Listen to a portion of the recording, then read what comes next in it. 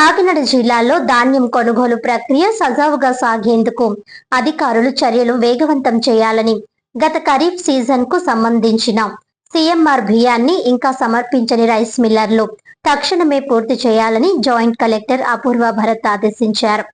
Tata electronics, TVS Motors, Hosur, Tamil Nadu నుంచి production quality తదితర ప్రముఖ ప్రైవేట్ కంపెనీలలో ఉద్యోగములకు నిర్వహించిన ఈ జాబ్ మేళాలో సుమారు 100 మంది హాజరవగా 60 మంది వరకు వివిధ కంపెనీలకు ఎంపికయ్యారని, ఇప్పటి వరకు తమ కంప్యూటర్ ఎడ్యుకేషన్ సంస్థ ద్వారా సుమారు 2500 మంది అభ్యర్థులకు ఉద్యోగాలు కల్పించడం జరిగిందని సంస్థ డైరెక్టర్ జంగం బాబ్జీ తెలిపారు. అదే విధంగా రిలయన్స్ ట్రెండ్స్ మరియు కందుకూరి సిల్క్స్ యందు మరియు అసెంబుల్ సెక్షన్ లో పనిచేయడానికి 10వ తరగతి నుంచి డిగ్రీ అర్హత కలిగిన అభ్యర్థులకు ఆయా సంస్థలు ఉద్యోగ అవకాశాలు కల్పించినట్లు తెలిపారు. త్వరలోనే టీచింగ్ ఫ్యాకల్టీ కోసం డిఈడి మరియు ఎంఈడి చదివిన అభ్యర్థులకు ప్రత్యేకంగా ఒక ఎడ్యు ఎక్స్పో ఏర్పాటు చేస్తామని, అర్హత గల అభ్యర్థులు ఈ అవకాశాన్ని సద్వినియోగం చేసుకోవాలని తెలిపారు. సైన్స్ కంప్యూటర్స్ ద్వారా ఇది మొదటి జాబ్ మేళాగా ప్రారంభించి ఈసారి వివిధ రకాల స్కిల్ డెవలప్మెంట్ ట్రైనింగ్ తో పాటు ట్రైనింగ్ అయిన అభ్యర్థులకు కంపెనీల్లో నేరుగా ఉద్యోగ అవకాశాలు కల్పించడానికి జాబ్ మేళాలు నిర్వహిస్తామని తెలిపారు. ఈ కార్యక్రమం ఇప్పటి నుంచి నిర్విరామంగా కొనసాగుతుందని తెలిపారు.